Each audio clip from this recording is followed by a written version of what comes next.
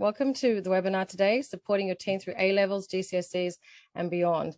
Now, it's really important at this stage of our kids' lives that they get support, because ADHD is situationally variable, and that means that we can't, with education, these kids can't choose.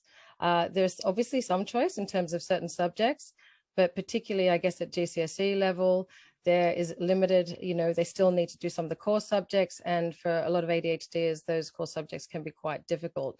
And even in subjects that these kids love, again, it's that intensity. It's very much like a marathon education, exams. And unfortunately, our ADHD kids are sprinters, not marathon runners. So this is very difficult. They definitely need the support. So it's great that you guys are here, because as the parents, the more you understand them, the kind of the strategies and structures that they need, you're going to be able to kind of scaffold and champion them, which is what we do at the ADHD Advocate as their coaches. And Eleni will describe why it's good to have the separation between parent and coach in terms of supporting our kids through these exams.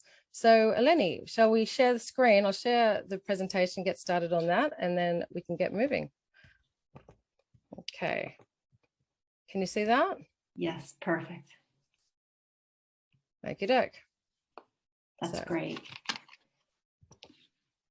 Well, thank you, Stephanie, for the introduction, and thank you all for registering and taking the time to be here. My name is Eleni Sfaroudis. I live here in the UK, and I am right there with you, having a teen with ADHD, as well as preparing for exams and for university. So this is very much something that I not only coach around with my clients, but also put in practice at home. And this is certainly an opportunity for us as parents to, as Stephanie said, kind of shift how we look at how we can support them. And this is really about setting a foundation for them as they prepare, in many cases, to move on to the next chapter of their lives, to understand their ADHD and kind of recognize when they need support and how they can go about asking for support. We know that ADHD is a neurobiological condition, and hopefully through this webinar today, you'll have a little better understanding of what that means. So we focus on, with revising with our ADHD clients, really 6 steps that we've kind of broken down and quantify. Our action plan begins with mindset, and really that's understanding the ADHD brain. The second part is kind of understanding the why, or the big picture. And this is especially important to remind our students with as they are preparing for a goal or an end result that might not be so easily visible. So it's in the future. We'll talk more about time blindness in a bit, but to understand and remind them of the why they're doing what they're doing is really important. We also get really specific with them when we ask them what it is that they are needing to prepare themselves for. So that really means subject by subject, and what they need to work on and what they are actually going to be held accountable to do. It's really important with ADHDers to timetable it, and that's what we are talking about when we mean the when, and we'll show you an example of what that can look like with revising. We talk about the study environment, the where. That's not just their physical location, but what else in their environment they need to be successful. And finally, the how is to put it all together. Stephanie, was there anything you'd like to add to that? No, I mean, these are really good steps. We know that they work because we've coached many students through these steps. Because with that ambiguity, the more specific we can help these kids get in terms of what they need to do and the gaps, then the less overwhelmed that they feel. And then we can create an action plan. So yeah, it really is very helpful. Yes. So the first step is mindset, and mindset really is everything, right? Once we understand ADHD and understand how our kids' brains are wired, it really helps us to shift our perspective and understand where they need support and where their strengths already are, that we just need to continue to sort of push them in that direction. We know that ADHDers often struggle with executive function challenges, and we know that those are very often made worse with stress. And what can that look like? They can feel overwhelmed. They can find it even more challenging to manage their time. Their self-confidence can really take a hit as well. But at the root of this is really the material that they're, the task ahead of them. And we know that with ADHD, our brains are really wired for interest, right? So if it's something that's authentically interesting to our children, they tend to want to spend a lot of time on it. And therein is the challenge with revising, right? Because we're also asking them to focus on things that they might not find so appealing. But this is where the ADHD lens can really come into play, when we recognize that this is not something that you are necessarily bad at. This is something that maybe isn't of interest to you. So let's coach around that and get you to where you can be successful. Yeah, that's spot on. Mindset is everything. There's no point kind of going through those other steps without the right mindset. I mean, we do have some students that come to us that, because of all the failures and the really debilitating negative narrative that they have, they just don't feel like succeeding is really possible for them. So what we do a lot of in the ADHD Advocate is really helping them understand themselves, their ADHD, and being able to distinguish between the ADHD traits and what they have historically seen as character flaws, and try and instill that kind of sense of hope back into them, and serve as their champions. That's what we really do with coaching, and it really is really transformational actually for these kids. It's probably definitely one of the most rewarding areas of coaching, I find, because these kids are talented. They've got huge strengths, huge potential, but because of all the negative messaging they've received, because they haven't been able to look at themselves through their ADHD lens, they just don't see themselves as the talented and very successful people that they can be. So that's what we do, is help them see that. Yes. So we're looking next at the why. And as Stephanie just said, when the ADHD brain is engaged and interested in something, really the sky is the limit. And we need to remind our students that what they're working on, especially with revising, is not only relevant, but sort of purposeful to get them there. So this means asking your student, what do they want to achieve? What is at stake? And what do these things really mean to you? And these might seem like sort of fundamental questions that we might take for granted, but really it's the essence of reminding our team about why they're doing what they're doing, can really help clarify for them the need to not only seek the support that we're offering, but to recognize why what they're doing is going to matter. Yeah, we'll talk more in a bit about SMART goals, but really this is the first step to putting together the plan that they're going to need to be successful. Yeah, I mean, you probably see this with your own kids in school, in certain classes. They just can't engage, particularly in geography is quite a common one, that ADHD they just can't see the point of learning specific things if they're never going to go to that country or be a geologist. And so when they can't see the point, literally for ADHD, there's absolutely no point. And so helping them kind of keep their eye on their why, to be able to get perspective, which is something is very much lacking in ADHD. A lot of what we do in the coaching is helping our clients get perspective and bringing it back to their interest, keeping their eye on their why. And Eleni was talking about also reminding them what's at stake, because one of the elements for ADHD kind of motivation that Dr. Dodson talks about, this ICNOP, interest, challenge, novelty, urgency, passion. The what's at stake is the urgency kind of element that kicks in, and we don't want to use the kind of beating someone up with a stick approach at all. But unfortunately for ADHD, the what's at stake question, what could happen, that is quite compelling for an ADHD to do the thing that they wouldn't want to do generally. And we see that with our adults a lot. And I think Eleni and I can both confess that for us, we've got ADHD too. And, I definitely use that tactic to remind myself and to kick my ADHD brain into gear. Yes, very much so. The next part of the plan is the what, and this is really where we look at thinking about putting together a roadmap for our children, a roadmap for revision. This is kind of where they are now and where they need to be, and the middle part, how they're going to get there, is the part that we can help them actually quantify, because that's a really important part as well, especially as parents, and that I see with not only my clients but the difference with my kids at home. When a parent is reminding them to do something, often it comes from a good place, but it's not always received in that same vein. Whereas really quantifying what needs to be done removes the subjectivity, it removes the emotion, and it really is a very black and white, concrete roadmap for them to be successful. And not only that, your child will have, or should absolutely have, a role in putting this together with you or with a coach. We'll talk more about that. But it's really important that this process is not led by them, but that they are involved, and that involvement can vary, quite a bit by student. We see quite a range of what that can look like.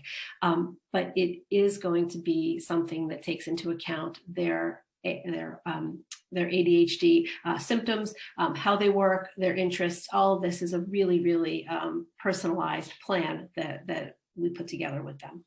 Yeah, it's really impactful, because the thing is with ADHD, a lot of the students, adults included as well, we hold so much in our heads, our plans, our kind of where we're at with things. We don't kind of write it down. And with obviously GCSEs, A levels, there's a lot to remember. There's a lot of subjects. And so you're already kind of feeling overwhelmed, and it's really difficult again to get that perspective. So what we find is when a student comes to us and they're freaking out, basically, they think they know nothing. And every time when we do this exercise with them, they walk away feeling a lot better than what they did before, because going through it, getting really specific, writing it down, they realize, well, actually, my knowledge on such and such is pretty good. In terms of the gap analysis, it's just this particular topic I haven't done or I need to go back to. And once we then narrow it down, because it's really important to get specific in order to be able to start creating smart actions. So that could be, for instance, we'll talk about that later, but maybe they need to ask the teacher about a specific point, or go to that extra class that the teacher's putting on.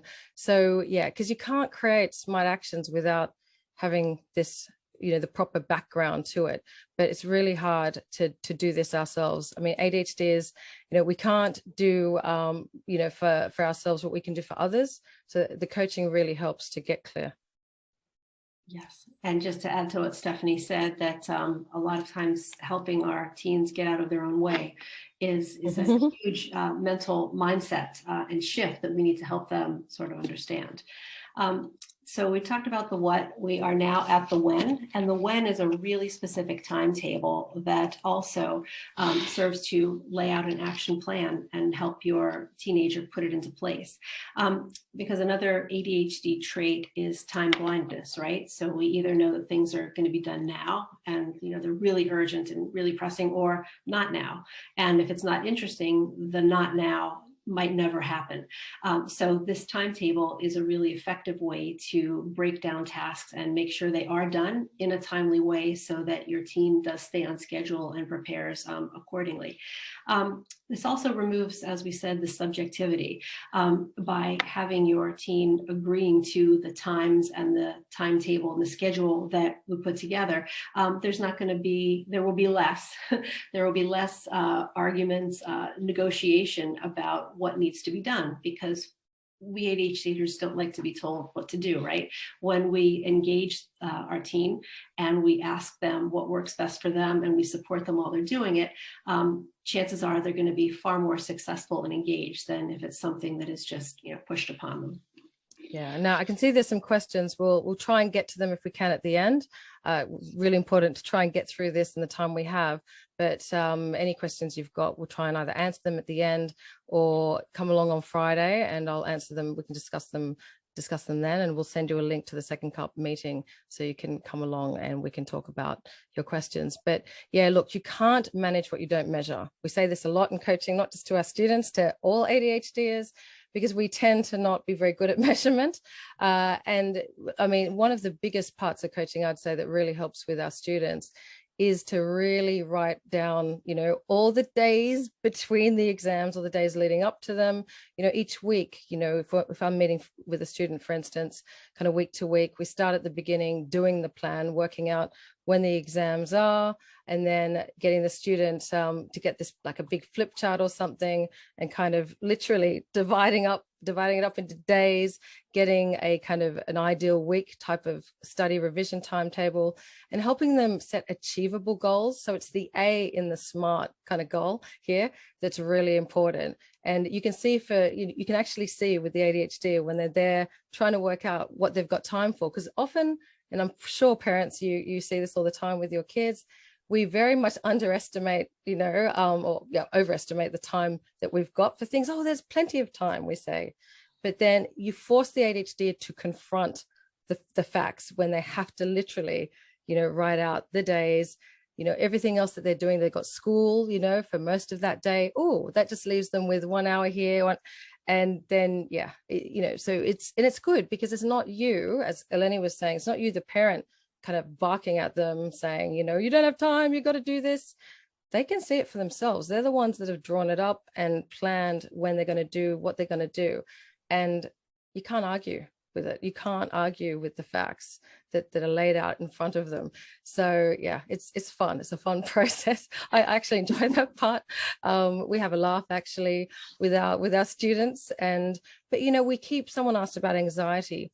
What's great about the coaching is that they've got someone there that can, that they can lean on, they can kind of vent to, that can not just vent to, but really help them address some of the things that got in their way, say the day before, the week before, when they couldn't stick to their plan. Because let's face it, if you've got ADHD, you're not going to be able to stick to your plan. Okay. And so this is part of the mindset part, number one, that we talk with our ADHDs about, because we're going to set them up for success. So we don't want them to have these unreasonable expectations about what they're going to achieve here. So, we're very much about helping them develop self-compassion, which they can do with that ADHD lens, and giving themselves permission to kind of give themselves wriggle room. So even though you might have, I don't know, maths on Tuesday, the revision, and then Thursday you've got science, they don't do the maths on Tuesday, for instance, maybe they decide to do science. That's fine too. They just kind of move the maths to that other day. Maybe they don't do the maths that week. That's okay. We look at the week ahead where we can put those things. We think about other strategies we can put in place to make sure the maths gets done. We help them make it happen. But at the same time, we give them enough, leeway and enough of the right mindset to be able to be resilient and move through that and keep going. And we champion them through that as well. So hopefully that kind of answers some of the question. The next part is the where, and this is our teens' study environment. And we don't just mean the physical space, although that is certainly really important. We know that the ADHD brain can become overwhelmed with too much information. And in this instance, that could be clutter, physical clutter. So when they are looking to begin revising, is there a clear space? Is there a quiet space? Is there an appropriate space? Because we know that ADHDers sometimes might need, a bit of background noise to help their brains kind of focus on what they're working on, but also a fine line. So it's not something that invites distraction. Because as we said, certainly if it's something else they'd rather be doing rather than revising, their brain will fight really hard to direct them towards that activity that's more interesting.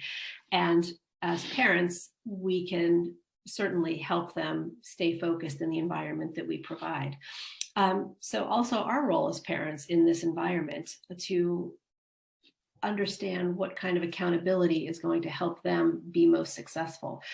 Certainly, we'll talk about how coaching can help, but as parents, what time of day are they setting aside? Where are they going to be? What else is happening, not only in their day, but maybe in the home? All of these environmental factors, which might not directly seem to contribute to their revising for that period, are all very much important considerations. Yeah, because we're all about helping your teen get out of their own way, and our adults, same thing. We're always looking to, reduce all the bad choices, eliminate the bad choices so that we don't have a choice but to do that right thing, the thing that we want to do. So we do have some teens, for instance, their schools kind of have the homework club. And so what some of our teens find really helpful is to just stay at school and get the homework done, having that boundary that, school, that, it's just a continuation of the day. They've accepted that, they've incorporated that into their routine. And then, so when they're home, no work needs to be done. So others, yeah, just want to get straight home. But then it's hard. Look, guys, it's hard as parents trying to keep your kid on track. I've got 3 young girls. My eldest is 13. So we're not GCSE level or anything yet. But in terms of homework, it can be really difficult, particularly if you've got ADHD yourself as a parent. It's hard enough for us to do the things that we need to do for ourselves, let alone also kind of direct, monitor, not lose it, with your child, and kind of championing, them to do the work and keep their mindset where it needs to be. It's really difficult. So yeah, this is all part of the kind of setting your child up for success. How can you do that, particularly if you've got ADHD yourself? You're going to need the support. Don't try and do it all. It's when you've got ADHD, this is very difficult. Very much so. The last step is the how, and this is putting it all together. So besides all the strategies that we just touched on, you might also want to consider extra support for your child. So that might be a specialist tutor or a tutor with SEND experience. Really being in touch with your child's teachers if there's extra lessons or practice exams. As Stephanie said, homework club after school or having a study buddy. Certainly that accountability, if it doesn't come from us, from a peer, from a friend that they are working on, it's also going to be counting on them to do what they committed to doing. Also, to make it interesting, there are a lot of tools out there that can make the revising process more engaging, especially for the ADHD brain, like Quizlets. I know that kids have often put those together with great success. Good old flashcards, certainly building in breaks so that your student can focus on what is a realistic amount of time for them to be productive, but also to understand that they really do need a break. They might need to get up, to walk around, to set a schedule that's going to work for them. And this is where coaching can really benefit this process, because we are, as Stephanie said, sort of the neutral, impartial person that's going to follow up and make sure that they are staying on track with what they've committed to do, as well as following through. Yeah, and as Lenny was saying, in terms of the study strategies, it is really important to look at, what's going to interest your child. I saw just on the chat here, someone said their child loves Duolingo. Spanish, yeah. My middle child, she just got into Highgate actually, and she's teaching herself French because apparently they're going to be doing French when she starts, and she's bored already, doesn't know what she's going to do with herself until September. So she's getting ahead of the game. She's definitely one of the rare ADHDs, but there are, and maybe some of your kids are like that. There are some ADHDs that find school very compelling because it's got the challenge aspect of the ICNUP, Dr. Dodson's ICNUP. My daughter's very interested in competing and actually using kind of the people pleasing, the rejection sensitive dysphoria challenge that a lot of ADHDs suffer from. She is a people pleaser, but lucky enough to be able to be interested in competing and doing the work, and she enjoys it. It's stimulating for her. And there are a lot of ADHDs for which work is stimulating. I'm definitely a workaholic type ADHDer. Work is very stimulating to me, because our brain has got this fear of losing interest. So we need to keep stimulated. And that's why these phones, the phone use, games, are a nightmare. It's definitely harder for us parents at this time, because it's the competing distractions, the very easy dopamine hits, and the addictions. Now we've got a coach on our team, Leanne, who will be doing a webinar next month, and actually has written a book on the perils of social media, and the effects as well that it can have on our ADHDs, particularly the girls, on their body image, eating disorders, everything. Now, this is the thing with helping our kids through GCSEs, A levels. We're not just looking at study skills, are we? We're really not. Again, it's that kind of mindset piece, which is not just tied to mindset around being able to do the work. It's literally, it encompasses, it's a holistic approach that we need to take to these kids, because what's going to happen to them outside school is going to impact their performance at school.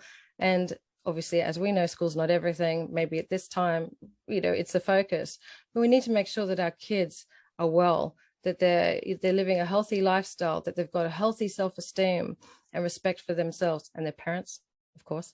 But yeah, we take a holistic approach. So it's really important that, and often in coaching, we might start talking about the plans and coaching them on the work, but there's something that's stopping them, and it's not because they don't know how to do the work or get started. It's usually some kind of personal issue or a friendship issue at school, maybe a fight with a parent. Like literally, I had a student yesterday.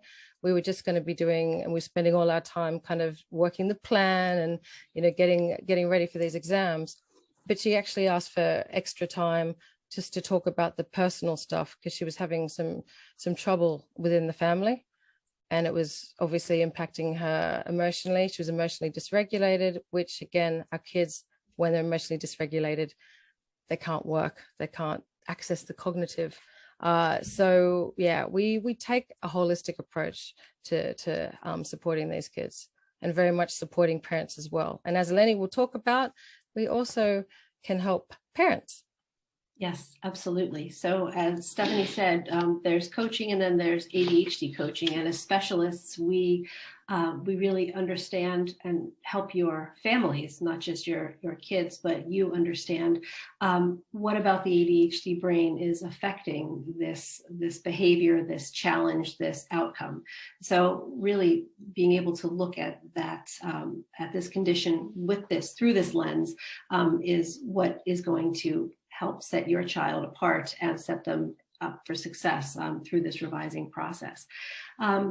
We offer specific coaching support for GCSE A-level preps. We have a package of 5 sessions, which for your child, we go through specifically each of the 5 steps that we just talked about, and really help them put together a plan for their revising. And again, it takes the subjectivity out of the process. It allows your child to talk about or to understand what they need, looking at their needs through this ADHD lens, so that we can take into account other factors, maybe other challenges that they've had. And it just, again, removes the personalization from it as a parent that's helping them do this. We also offer a study package where we are there with your child, helping them revise. And this is really the part of the implementation and the how to keep them on track, whether we split up a session into a shorter amount of time more frequently during the week, or we address a certain part of their revising that they're really struggling with.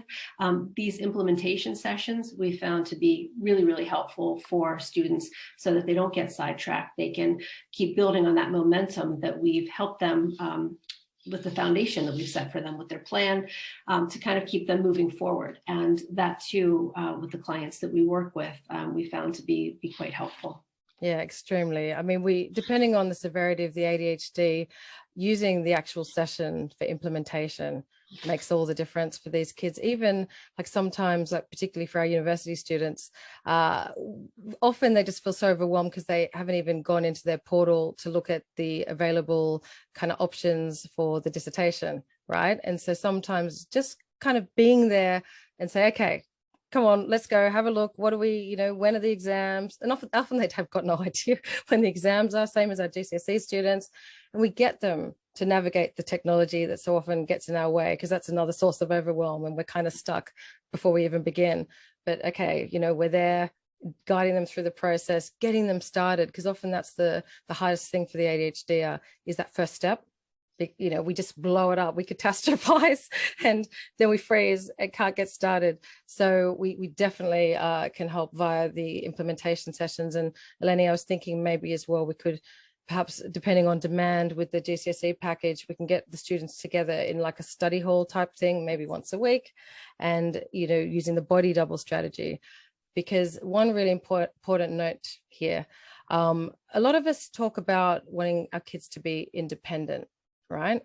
And certainly if your kid's got an education, health and care plan, it's all about independence and, trying to get the child to independence. Now, the issue with that is that our kids with ADHD, we don't do very well alone. In fact, one of the biggest strategies for ADHD is the body double strategy.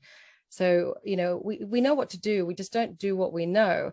And, we can do for others what we can't do for ourselves, which is why kind of having someone as the compelling reason, or even just the stimulation of the presence of someone, can be enough for the ADHD to do something, to do the thing that they were struggling to do on their own.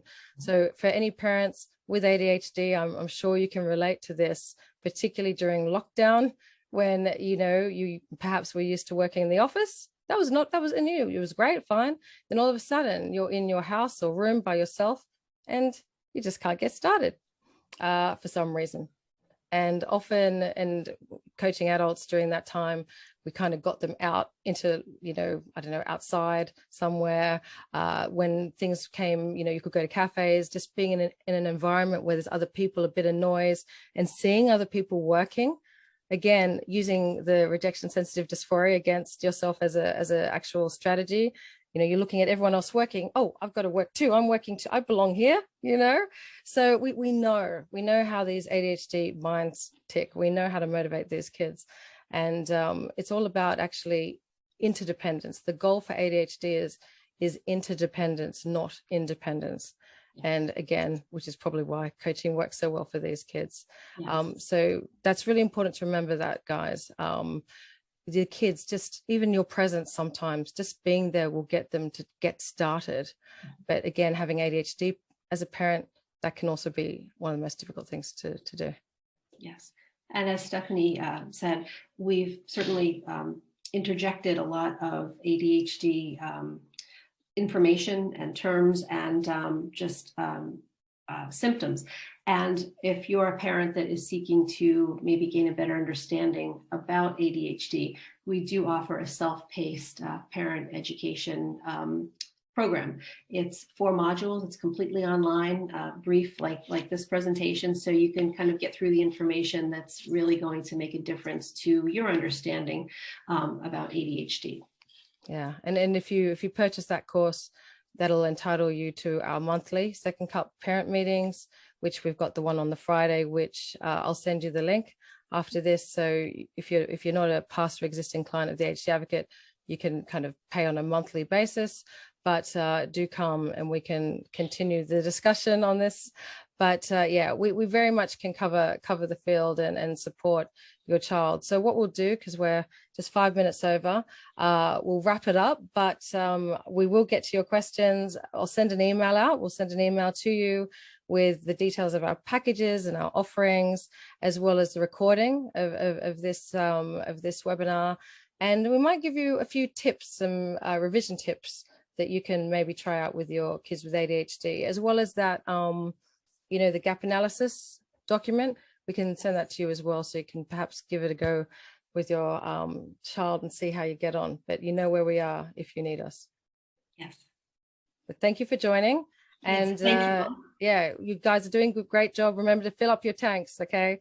This is not easy. And we will hopefully speak to you soon. Thank you all. Okay. Bye.